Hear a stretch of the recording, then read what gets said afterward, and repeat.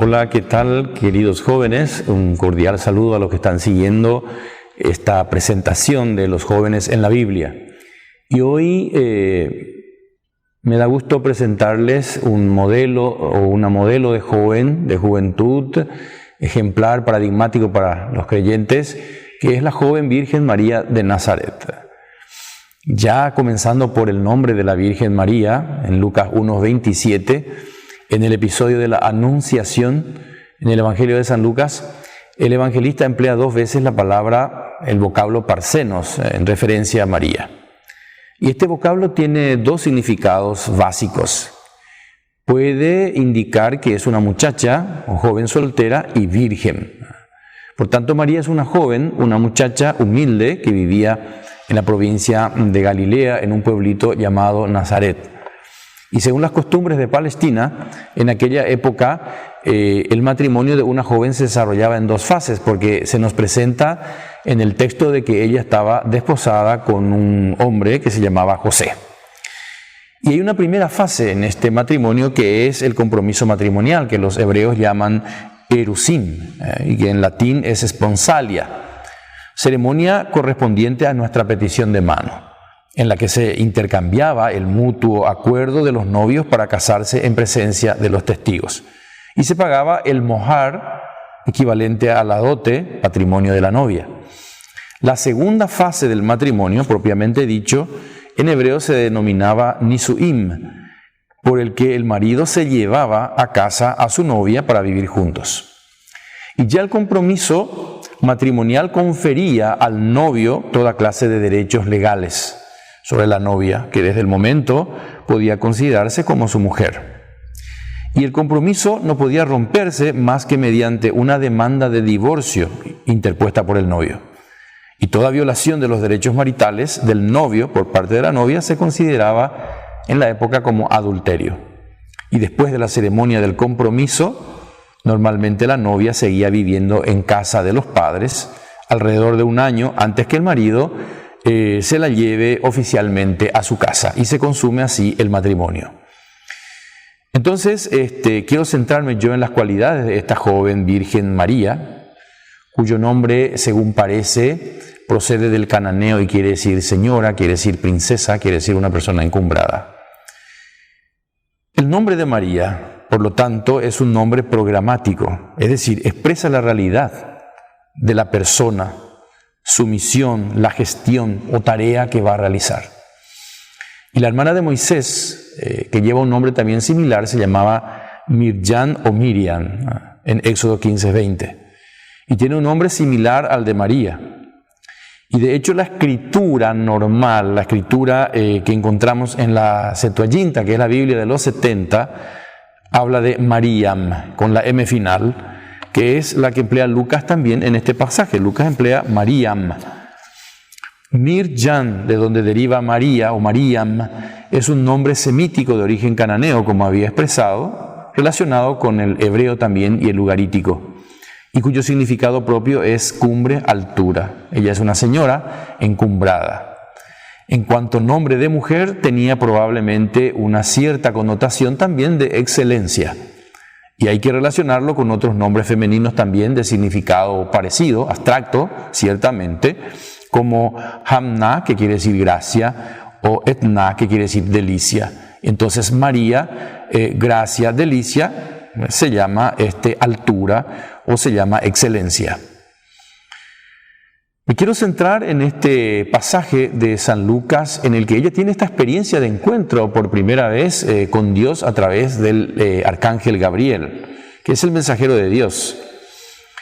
Nos relata el evangelista que al 6º mes del embarazo de Isabel envió Dios el ángel Gabriel a una ciudad galilea llamada Nazaret, a una virgen desposada con un hombre llamado José, de la casa de David, y el nombre de la virgen era María. Esto dice el texto. Entonces Gabriel es un enviado de Dios o desde Dios, en el sentido de que él proviene de una esfera que supera el teatro de la historia humana. Él viene de la trascendencia, ámbito propio de Dios. No se trata, por tanto, de una iniciativa del ángel, sino una iniciativa de Dios. Dios lo envía a él. Él es el agente El agente principal es Dios. Gabriel es un enviado celestial, es un legado plenipotenciario, podríamos decir hoy con un lenguaje actual. Un mandatario que cumple la orden del mandante, que es Dios, el cual le confiere una misión. Y realmente aquí tenemos en expresiones teológicas, técnicas, una angelofanía, manifestación de un ángel. Podemos tener una teofanía, una cristofanía, una angelofanía o una hagiofanía cuando se manifiesta algo sagrado también. En el Antiguo Testamento ya vemos que el ángel es una figura enigmática que en la mayoría de los casos equivale a Dios mismo. Y originalmente era la personificación de un elemento teofánico, de manera que expresa la presencia de Dios entre los hombres. Para Lucas, Gabriel es el ángel del Señor, el personaje que se presentó también a Daniel a la hora de la ofrenda vespertina para explicarle la profecía de las 70 semanas, en Daniel 9:21. Gabriel es uno de los 3 ángeles que aparecen en el Antiguo Testamento con nombre propio. Los otros son Miguel, que quiere decir quien como Dios, indicando la excelencia de Dios, y Rafael, indicando que Dios cura, que Dios sana. La literatura judía precristiana nos ofrece, aunque con ligeras variantes, otros 4 nombres: Sariel, Uriel, Penuel y Baraquiel. Estos son los 7 ángeles que están al servicio de Dios y tienen acceso ante el Señor. Entonces, el Señor que es Señor de la gloria, son los 7 ángeles de la presencia citados en Tobías 12:15. Y también tenemos una referencia simbólica en Apocalipsis 8:2. Gabriel no significa hombre de Dios, o Dios se ha mostrado fuerte, sino Dios es mi héroe, o Dios es mi guerrero. Literalmente Gabriel, dice el texto bíblico de San Lucas, fue enviado. Empleando la voz pasiva, se quiere indicar que la actuación es de Dios. En el pasivo divino es Dios el que actúa. De Dios parte la iniciativa y es Él el agente principal de este acontecimiento tan importante que es la encarnación. Cuando se menciona que Nazaret se refiere al topónimo, que no aparece en el Antiguo Testamento, ni en las obras de Flavio Josefo, ni en la literatura rabínica, talmúdica o midrashica, pero gracias a una inscripción hebrea descubierta en 1962 en Cesarea del Mar, conocemos la existencia de este villorio galileo llamado Nazaret. Comenzamos con el saludo y el mensaje del ángel. El mensajero saluda a María con el imperativo singular, le dice Hareim, que quiere decir alégrate. Le dice Gabriel a María. En nuestra oración del Santo Rosario decimos Dios te salve María. El saludo habitual en el Nuevo Testamento es Eirene, que corresponde al hebreo Shalom o al arameo Shelam, que quiere decir paz. Y el saludo imperativo alégrate con la invitación a superar el temor, no temas María, dice el ángel. Y en base a este paralelismo se piensa en la frase de Lucas que alude directamente a la figura del Antiguo Testamento de la hija de Sión y en concreto al profeta Sofonías en el capítulo 3, versos 14 al 17. El arcángel dice que ella es una favorecida. Jeharitomene, le dice el ángel, en relación con María, que puede traducirse por favorecida, es decir, María es una figura en la que se han dado cita todos los favores divinos. María es la favorecida de Dios. Y cuando rezamos el Santo Rosario decimos, llena eres de gracia. Pero en realidad, como es un pasivo teológico, que ya mencionamos hace poco, más precisamente un participio perfecto pasivo, la traducción correcta y literal sería, has sido colmada de gracia. Aunque el vocablo puede designar una situación estable, que llega incluso a determinar la condición natural de la persona inundada por el favor divino, la actuación de Dios en María se puede explicar como una manifestación ininterrumpida del favor de Dios. Y también como la asignación de un papel único e irrepetible que ella tiene que desempeñar transformándose en madre del Mesías. Cuando el ángel le dice a María que el Señor está contigo, quiere indicar que ella recibe la constante ayuda y la constante protección de Dios. Ella, según Lucas, se turbó, es decir, experimentó un sobresalto, quedó desconcertada y perpleja por las palabras que el ángel le dirigió por el extraño saludo de Gabriel. Ella se preguntaba qué podría significar semejante salutación. Y el ángel le invita a que no temas. No temas, María, le dice el ángel, porque Dios te ha otorgado su favor.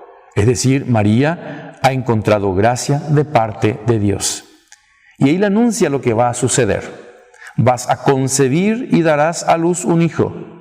El ángel le anuncia un futuro embarazo, la gestación de un hijo cuyo nombre por indicación divina será Jesús, del hebreo Yehoshua, equivalente a Josué. Se trata de un nombre teofórico cuyo primer elemento es Yahú, que quiere decir Yahvé, y el segundo elemento es el imperativo del verbo Shayá, que quiere decir ayudar. Por tanto, el verdadero significado del nombre debería ser Señor, ayúdame, Señor, socórreme, como una expresión gráfica del grito de la madre durante el parto. Con el tiempo, Yehoshua se abrevia Joshua y después Yeshua, que los 70 transcribieron como Jesús, pero dada la semejanza casi homófona entre Yeshua y Yeshua, forma derivada también de la raíz Yasha, que significa salvación, el nombre de Jesús llega a considerarse en círculos populares como una forma derivada de Yasha, que significa salvar.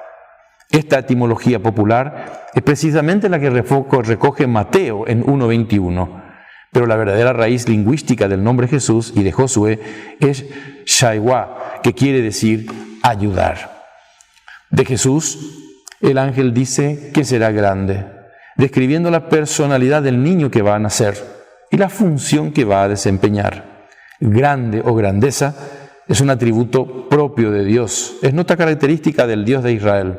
Solo Dios es grande, es megas, es magnífico.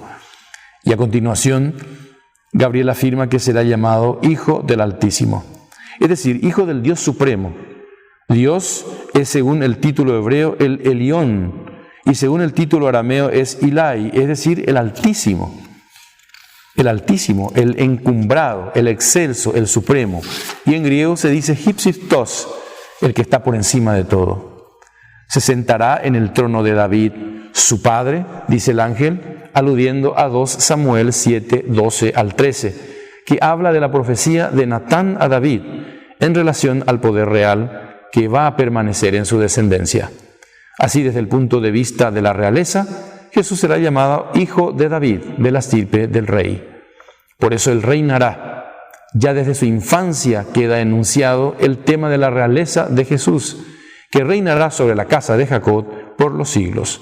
Jacob es Israel, por tanto será rey de Israel y gobernará sin final, porque su reino no tendrá fin.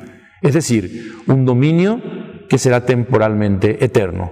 En cierta manera, Jesús va a ser ungido como sucesor de David y restaurador de la antigua monarquía. Y ahí interviene María, la joven doncella que es nuestro ejemplo de joven. Esta joven doncella que reacciona ante el anuncio inesperado del mensajero de Dios. Pregunta ella, ¿cómo podrá suceder eso, ya que no tengo relaciones con un hombre? La pregunta expresa una incertidumbre que empezó como una turbación ante un saludo tan insólito y se ha ido acrecentando a medida que el mensajero le comunicaba los términos del anuncio.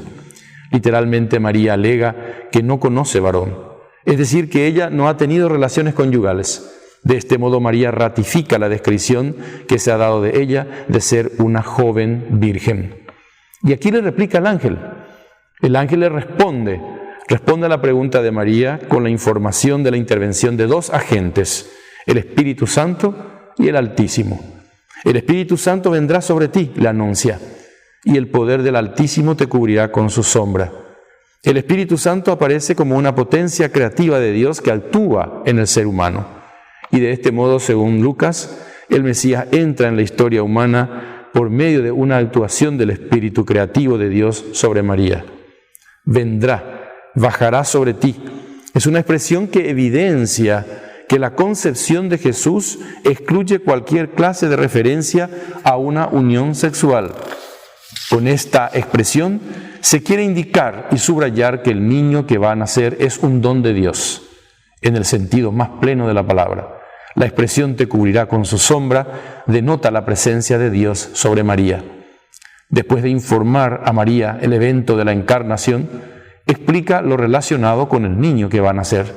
Será santo y se le llamará Hijo de Dios, es decir, el niño neonato será consagrado, separado para el servicio de Dios.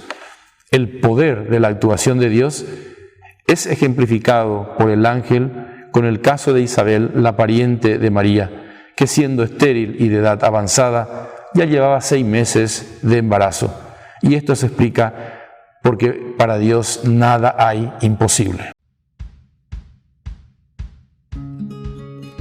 Con esta presentación de María, les saludo muy cordialmente y que encuentren en esta figura ejemplar un camino para llegar a Cristo.